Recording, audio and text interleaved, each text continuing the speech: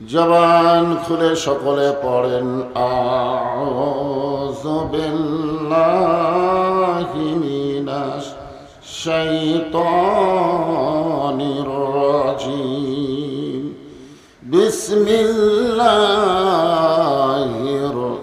রহমানির রহিম। ইন্নাল্লাহা ওয়া মালাইকাতাহু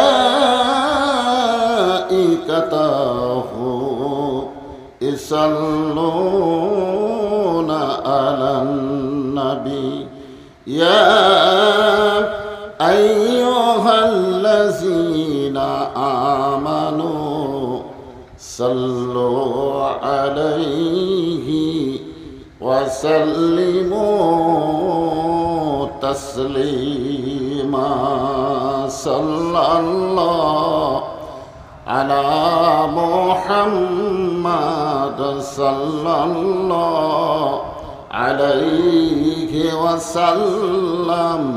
সাল্লাল্লাহু আলা মুহাম্মাদ সাল্লাল্লাহু।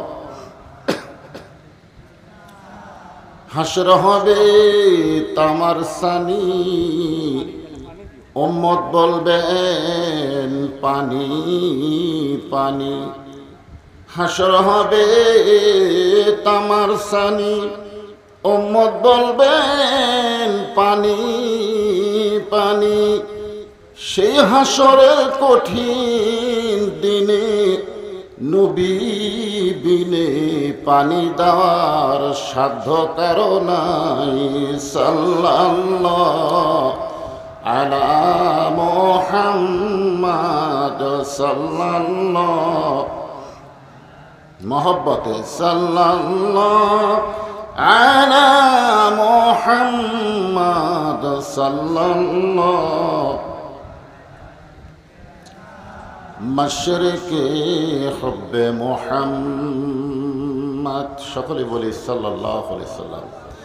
मतलाए दीवानी माँ, मतलाए खुर्शीद इश्क सीनाए सुजाने माँ। बलागल उला बिकमालिही कशाफत दुजा बिजमालिही। हसनत जमीया खसालिही सल्लो अलैहि व आलिही। अल्लाहुम्मा आमीन। জান্নাতের বাগান থেকে জান্নাতি মানুষদেরকে নিয়ে আমি গুনাহগার তোমার রহমতের দরজায় দোখানা হাত তুলেছি আল্লাহ।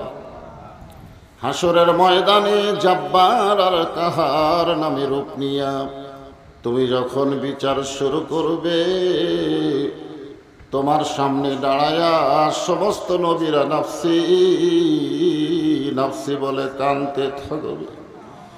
এমন কঠিন অবস্থা হাসরে হবে, সেদিন সমস্ত নবী তার উম্মতকে ভুলে যাবে। শুধু বলবে আল্লাহ আমার কি হবে, আমার কি হবে। একমাত্র দরদি নবী শাফাতের কান্ডারি ইয়া রব্বি হাবলি উম্মতি বলে সেজদায় পড়ে যাবে। সেই কঠিন মুসিবতের সময় আজকের এই সিরাতে রাসূল মাহফিলকে ওসিলা করে আমাদের সবাইকে রাসূলের উম্মতের কাতারে আল্লাহ কবুল করে নিও। সুবহান রাব্বিকা রব্বিল ইজ্জাতি আম্মা ইয়াসিফুন ওয়া সালামুন আলাল মুরসালিন আলহামদুলিল্লাহি রাব্বিল আলামিন। লা ইলাহা ইল্লাল্লাহ। শুরুতে মাইকের সাউন্ড যেটা ছিল ওটাই দেন। হ্যাঁ, শুরুতে যেটা এখন শুরু করতেই যেটা ছিল ওটা দেন। লা ইলাহা ইল্লাল্লাহ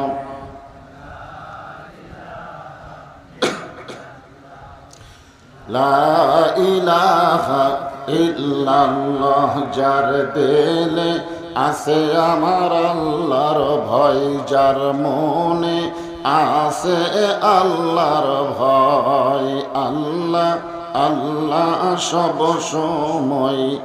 আহার নিদ্রা ভালো লাগে না, এই দুনিয়া ভালো লাগে না, ভালো লাগে শুধু আল্লাহ। জোরে লা ইলাহা ইল্লাল্লাহ, লা ইলাহা, লা ইলাহা ইল্লাল্লাহ মুহাম্মাদুর রাসূলুল্লাহ। রাসূলের মহব্বত আমাদের অন্তরে কম না বেশি? তাহলে নবীর নাম শোনার সঙ্গে সঙ্গে কি বলা লাগবে? এটা বক্তা বলার পরে না আপন ইচ্ছায়? কলিজার মধ্যে মহব্বত নিয়ে বক্তা বলার আগেই নবীর নাম উচ্চারণ শেষ করি। যারা বলবে সাল্লাল্লাহু আলাইহি সাল্লাম, এই দরুদ আপনাদের এই রামায়চর নাকি রামার চরের থাকবে না। একদল ফেরেশতা দরুদগুলো মদিনায় রাসূলের রওজা মোবারকে পৌঁছে দিবে। এই হাদিস দ্বারা কি বুঝলেন? আমাদের নবী কি রওজা মোবারকে মরে আছে? মরে যদি থাকতো তাহলে ফেরেশতা তার কাছে কেমনে পৌঁছাইতো? এই জন্য সিরাতে রাসূল মাহফিলে আমরা সকলে বিশ্বাস করব, সবাই মরলেও আমাদের নবীকে আল্লাহ মারে নাই, তাকে আল্লাহ সসম্মানে রওজার মধ্যে জীবিত রেখেছে। বলেন সুবহানাল্লাহ। ইসলামের আলো জ্বালায়া দিয়া নবী শুইয়া আসেন সোনার মদিনায়। আমাদের সকলের মন মদিনায় যাবার চাই, চাই কি চায় না? কিন্তু সবাইকে যাবার পারবেন? এটা যাইতে গেলে পাসপোর্ট লাগবে, ভিসা লাগবে, টাকা লাগবে, বহু ঠেলা আছে। কিন্তু আপনি যখন দরুদ শরীফ পড়বেন, পাসপোর্ট ভিসা ছাড়াই এই দরুদগুলো নবীর রওজা মোবারকে পৌঁছে যাবে। এই দরুদ পড়তে আমাদের কোনো আপত্তি নাই। আজকের এই মাহফিল আল্লাহ তাআলা যিনাকে সম্মানিত সভাপতির আসনে কবুল করেছেন, গ্রামের সন্তান এখন সলঙ্গায় থাকে। আজকের এই মাহফিলের সম্মানিত সভাপতি, উনি পদাধিকার বলে মসজিদ কমিটিরও সম্মানিত সভাপতি। আমার বাম পাশে ভাই বসে আছেন। আমি আমার অন্তরের অন্তঃস্থল থেকে সম্মানিত সভাপতিকে শুভেচ্ছা জ্ঞাপন করছি।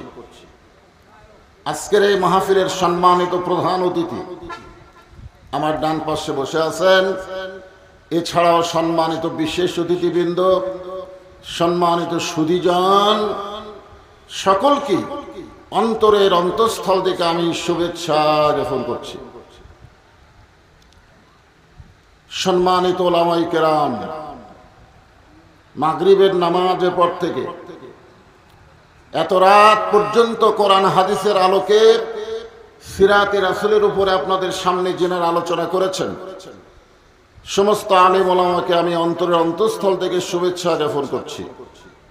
তীব্র গরম, কঠিন গরমের ভিতরে সবার বাড়িতে কারেন্ট আছে, ফ্যান আছে।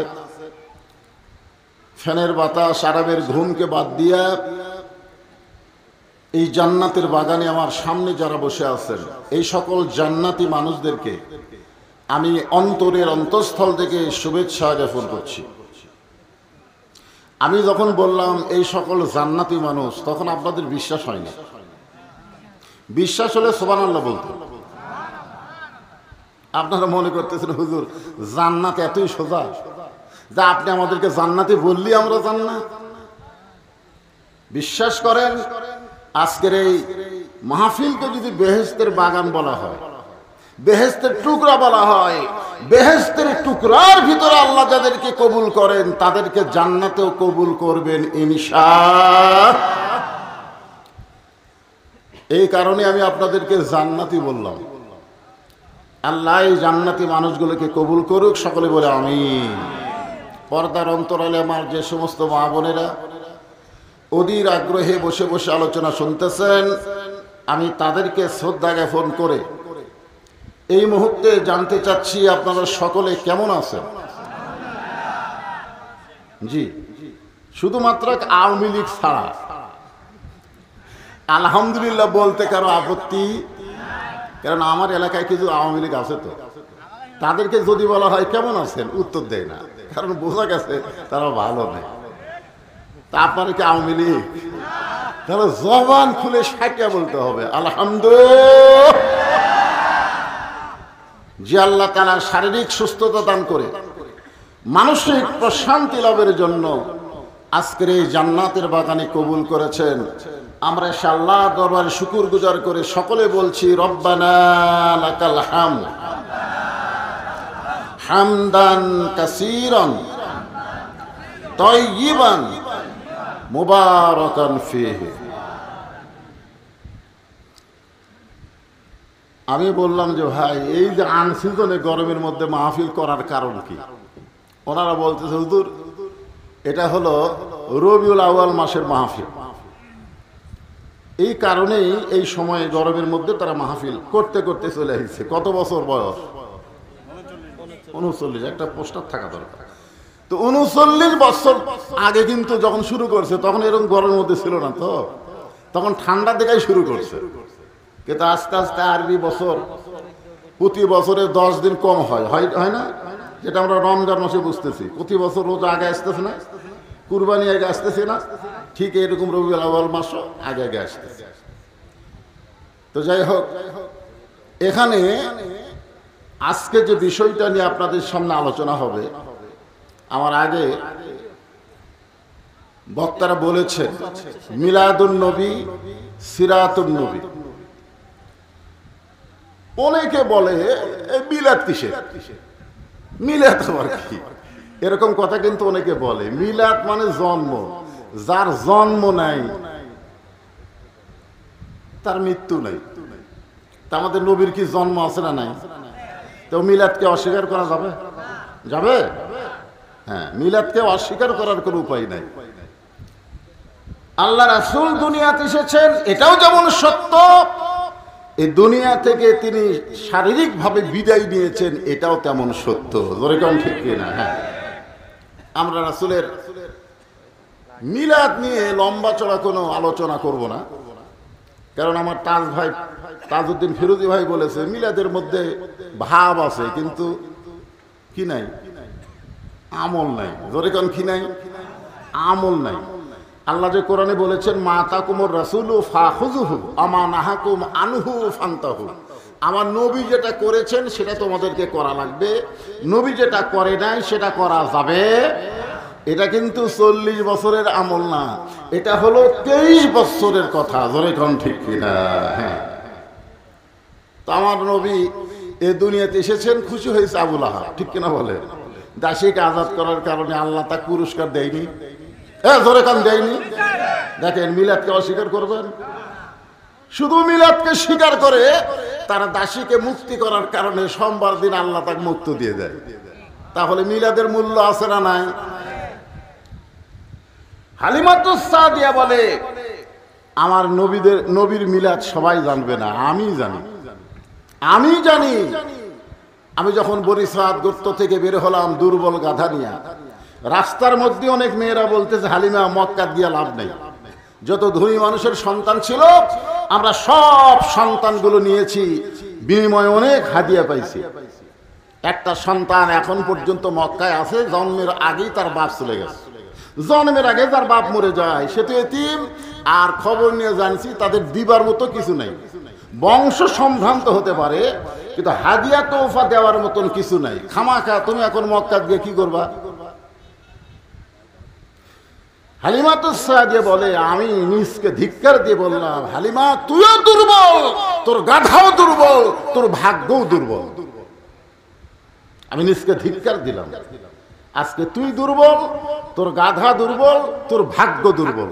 তোর ভাগ্য যদি ভালো হতো তাহলে তুই সুস্থ থাকতি, তোর গাধাও সবল হতো, আগে মক্কা গিয়া ধনীদের সন্তান পাইতো। কিন্তু ভাগ্য খারাপ বলে এখন মক্কা থেকে এতিম পড়ে আছে। হালিমাতুস সাদিয়া বলে আমি আমার গাধাকে যখন বনিয়ে সাদ গোত্রের দিকে ফিরাতে চাই, এমন সময় আমার গাধা খরগোশের মতন কান করে মক্কার দিকে দৌড়ায়। জোরে কোন সুবহানাল্লাহ। আপনারা বলেন তো, খরগোশ জোরে দৌড়াবার পারার কারণ কি? আর কান খাড়া। জোরে কোন কি খাড়া? কান খাড়া। হালিমাতুস সাদিয়া বলেন, এমন একটা জায়গায় আমার গাধা ঘুরনি খেয়ে পড়ে যায়, যেখান থেকে সামান্য দূরই হলো আল্লাহর কাবা ঘর। যারা মক্কা মদিনায় গেছেন, বিশেষ করে মক্কায় যারা গেছেন, তারা নিজের চোখে দেখে আইছে আল্লাহ রাসূলের বাড়ি এখনো আছে। সুবহানাল্লাহ না কেন? আগে যে কাঠামোতে ছিল, অবশ্য সে কাঠামো নাই, এখন একটু পরিবর্তন করছে, কিন্তু বাড়ির মধ্যে ঢুকলে ওই পূর্বের কাঠামোগুলো এখনো আছে। একেবারে কাবা থেকে সামান্য পূর্ব দিকেই হচ্ছে আল্লাহর নবীর বাড়ি। তো এই কাবার কাছে হালিমাতুস সাদিয়া বলে, আমার গাধাটা যখন পড়ে গেল, তখন দেখি এক মুরব্বী আমার দিকে তাকায় বলতেছেন, মা, অনেক মেয়েরা ছিল মক্কায়, ধনীদের সন্তানগুলো নিয়ে গেছে, কিন্তু আমার ইয়েতিম রে একবারে কেউ তাকায়াও দেখেনি। তুমি যখন সবার পরে আইছো, তুমি আমার নাতির একটু দেখে দাও। ওই লোকটার নাম হলো আব্দুল মুত্তালেব, রাসূলের দাদা। হালিমাতুস সাদিয়াকে বলতেছে, অনেক মেয়েরা আইছিল, তারা ধনীদের সন্তান নিয়ে গেছে, কিন্তু আমার ইয়েতিম নাতিকে একবার দেখেও নাই, নেওয়া তো দূরের কথা, দেখেও নাই। তুমি যখন সবার শেষে আইছো, তুমি আমার নাতির একটু দেখে দাও। হালিমাতুস সাদিয়া বলে, মুরব্বী, আমার মতন গরিব, আমার মতন অসহায় দুনিয়াতে কেউ নাই। আমি কোন ইয়েতিম সন্তানকে দেখার জন্য আসি নাই, আমি এসেছি ধনী ঘরে একটা সন্তান পাওয়ার আশায়। কিন্তু রাস্তার মধ্যে যখন শুনলাম যে ধনী ঘরের সন্তান শেষ, আমার মন চাইনি আমি আর মক্কায় আসি। কিন্তু এই গাধা আমার সর্বনাশ করছে।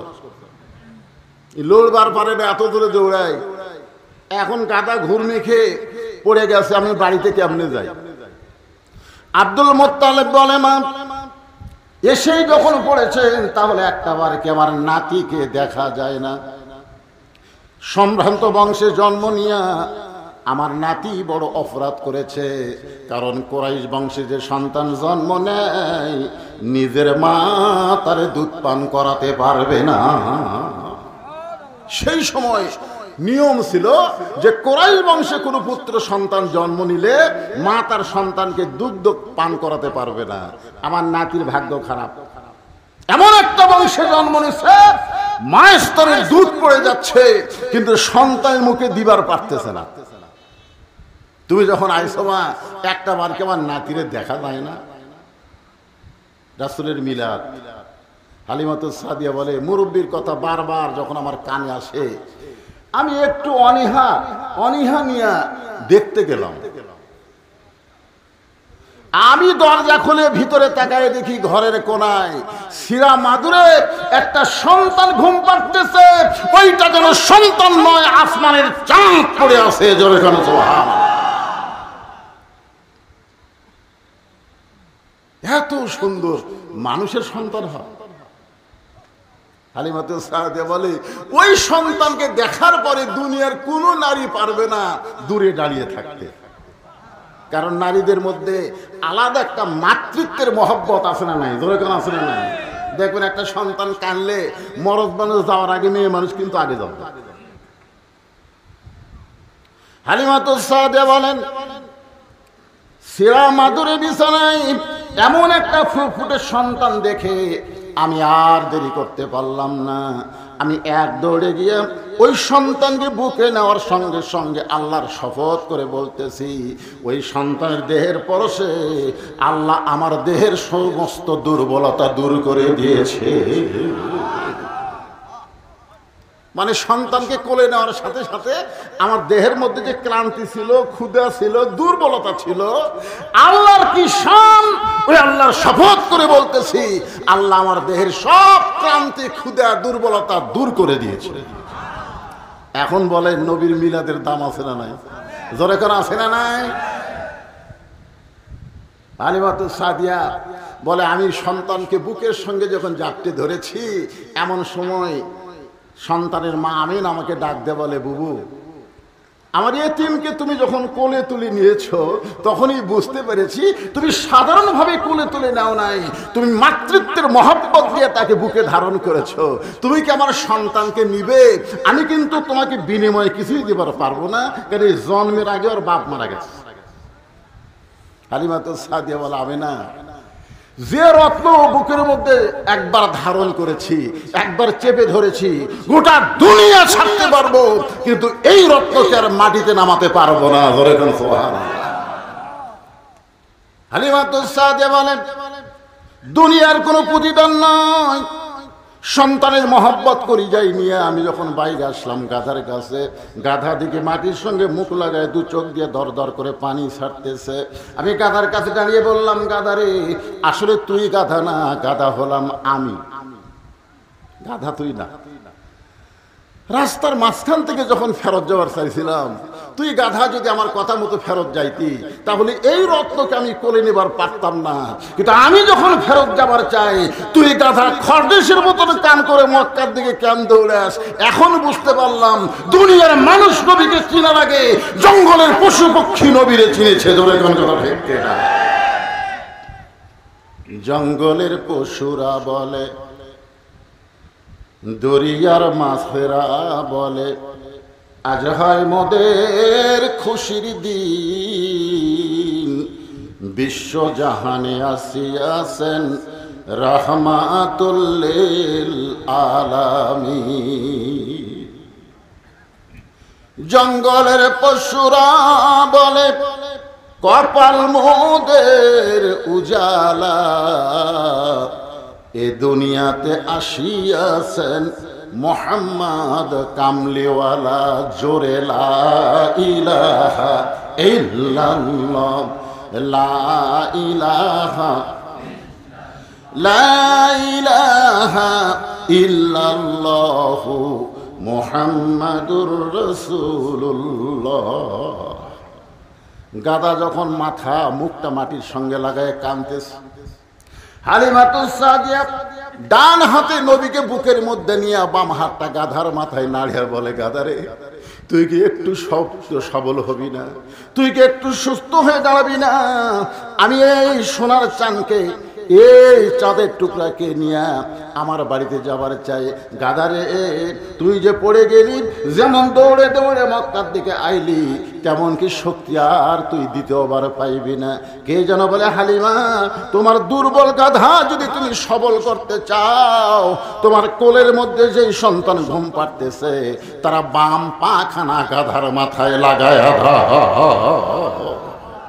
হালিমাতুস সাদিয়া বলে, রে দুনিয়ার মুসলমানেরা শোনো, ওই ছোট্ট নবী মিলাদ যার আলোচনা হচ্ছে, ওই নবীর বাম পাখানা যখন গাধার মাথায় লাগায় দিলাম, আমার গাধা সুস্থ সবল হয়ে দাঁড়িয়ে যায়। ওই গাধার পেটে করে আমি ছোট্ট নবীকে যখন নিয়ে আসতেছি বাড়িতে, আমি আমার এই ছোট্ট নবীকে সূর্যের তাপ থেকে বাঁচানোর জন্য আসলের মধ্যে যখন নিবার চাই, এমন সময় দেখি এক খণ্ড মেঘ আমার মাথায় ছায়া দেয়। হঠাৎ দেখি আমার শরীরের মধ্যে একটা সুন্দর বাতাস বইতেছে। আমি কইলাম, কে গো বাতাস, এত সুন্দর বাতাস দাও? কে যেন বলে, হালিমা, তুমি যেই সন্তানকে কোলে নিয়েছো, সন্তানকে কোলে নেওয়ার কারণে আল্লাহ তোমার উপরে এত খুশি হয়েছে, জান্নাতের দরজা খুলে দুনিয়াতেই তোমার শরীরে জান্নাতের বাতাস বহায়া দেয়। এখন আপনারা বলেন, নবীর মিলাদের দাম আছে না নাই? তখন কি নবী দুনিয়াতে এসেছে, আর হালিমাতুস সাদিয়া বলতেছে, কি কি তার পাওয়ার আল্লাহ দিয়েছে। মিলাদ নিয়ে বেশি সময় আলোচনা করা যাবে না, সিরাতের উপর আমি কিছু ওয়াজ করব। 25 বছর বয়সে নবী একজনের বাড়িতে রাখাল ছিলেন, তখনও কিন্তু নবী না, তখন কি নবী? একজনের রাখাল ছিলেন, তিনি আবার মক্কার সবচাইতে ধনবতী রমণী। যার বাড়িতে নবী রাখালি করতেন, সেই মহিলাটা আবার মক্কার সবচাইতে ধনবতী রমণী। তার নাম হলো খাদিজাতুল কুবরা। ধরে তার নাম কি? কিছুক্ষণ আগে যে মেয়েটা নিয়ে কথা বললাম, তার নাম কি? হালিমাতুস সাদিয়া। ভাইজান হজ করছেন নাকি? আচ্ছা, হজ করছে তাহলে জানে জান্নাতুল বাকির মধ্যে, জান্নাতুল বাকি যে মদিনার যে গোরস্থান আছে, ওই জান্নাতুল বাকির মধ্যেই কিন্তু মা হালিমার কবর। আমি মা হালিমার কবর জিয়ারত করে আল্লাহর কাছে বলেছি, আল্লাহ আপনার মতন ভাগ্যবান কি আছে মা? আপনি একজন ভাগ্যবতী মা, জন্ম দেন নাই কিন্তু নবী তাকে মা হিসাবে স্বীকার করেছে। ধরে কোন সুবহানাল্লাহ। হালিমা কি নবীর জন্ম দিছে? কিন্তু তারপরে নবী তাকে মায়ের মতন সম্মান দিয়েছে। এমনকি গায়ের চাদর পর্যন্ত মাটিতে বিছিয়ে দিয়ে বলেছিল, মা আমার চাদরে আপনি ওঠেন। সাহাবারা বলে, ইয়া রাসূলুল্লাহ এই বুড়ি কে? হ্যাঁ, যা জুতার পরশে আল্লাহর আরশ ধন্য হয়ে যায়, আপনি সেই নবী কার জন্য মাটিতে চাদর বিছান? এই বুড়িটা কে? রাসূল বললেন, তোমরা চিনো না বলে তাকে বুড়ি বলতেছো। এই হলো আমার দুধ মা হালিমাতুস সাদিয়া। বলে সুবহানাল্লাহ। মায়ের এক ফোঁটা দুধের দাম কাটিলে গায়েরই চাম, পায়ের জুতা বানাইলো ঋণের শোধ হবে না। এমন দরদি হবে কেউ হবে না আমার মা, মা গো। আল্লাহ আমাকে মা খাদিজার কবরও জিয়ারত করার তৌফিক দিয়েছেন। হালিমাতুস সাদিয়ার কবর হলো মদিনায়, আর খাদিজার কবর হলো মক্কা। জোরে বলেন কোথায়? তো এখন খাদিজাতুল কুবরা যখন নবী খাদিজার বাড়িতে রাখালি চাকরি করে, এমন সময় মা খাদিজা দেখেন যে দুপুর বেলায় শত শত রাখাল ঘরের মধ্যে আরাম করতেছে। খাদিজা চিন্তা করে, আমার হাজার হাজার উটদুম্বা মাঠে ময়দানে, আর রাখালগুলো সব দুপুর বেলায় ঘরের মধ্যে আরাম করে, এদের এত সাহস দিল কে? রাখালেদের সর্দার তাকে মা খাদিজা ডাক দিয়ে বললেন, রাখাল, হ্যাঁ তোমার অধীনে শত শত রাখাল দুপুর বেলায় ঘরের মধ্যে আরাম করো, তাহলে হাজার হাজার উটদুম্বার খবর কি? রাখালের সর্দার বলে, মালকিন আপনি জানেন না, আপনি জানেন না, ভাগ্য গুণে আমরা এমন একটা রাখাল পাইছি। সুবহানাল্লাহ বলেন। তখন কিন্তু নবী না, তখন হচ্ছে রাখাল। ধরে বলেন তখন কি? রাখালের সর্দার বলতেছে, ভাগ্য গুণে আমরা এমন একটা রাখাল পাইছি যে রাখাল চাকরিতে জয়েন করার পরে আপনার উট দুম্বাগুলো সব ভদ্র হয়ে গেছে। আরে এত রাখাল লাগে না, এক রাখালের ইশারায় উটদম্বাগুলো খায়, এক রাখালের ইশারায় উটদম্বাগুলো খাওয়া বন্ধ করে দেয়, এক রাখালের ইশারায় সমস্ত উটদম্বা বাড়ির দিকে রওনা দেয়। জোরে কেন সুবহানাল্লাহ। খাদিজা বলতেছে, রাখালের সর্দার এই গাঁজাখুরি গল্প আমাকে শোনাচ্ছে। পশু কোনোদিন মানুষের বাধ্য হয় না, উটদুম্বা হলো জন্তু জানোয়ার, একটা রাখাল মানুষের বাধ্য কোনোদিন হতে পারে না। রাখালের সর্দার বলে, বিশ্বাস যদি না হয় তাহলে আপনি তদন্ত করে দেখতে পারে আসলে পশু মানুষের কথা মতো চলে কিনা। এটা যদি বিশ্বাস না হয় আপনি তদন্ত করতে পারেন। কি করতে পারেন? কাকে বলতেছে? না, খাদিজাকে বলতেছে, আপনি তাহলে তদন্ত করেন। মা খাদিজা তদন্ত করতে গিয়া ওই হালিমাতুস সাদিয়ার মতোই দেখতে পেলেন। জোরে কান সুবহানাল্লাহ। রাখাল দাঁড়ায় আছে, মাথার উপরে রোদ নাই, এক খণ্ড মেঘ এসে রাখালের মাথার উপর, রাখাল যেই দিকে যায় মেঘটাও সেই দিকে যায়, রাখাল যখন বসে মেঘটাও নিচের দিকে চলে আসে। খাদিজা বলে, এটা মানুষ, মেঘ যার বাধ্য, আমি আর একটু নিকটে যাই।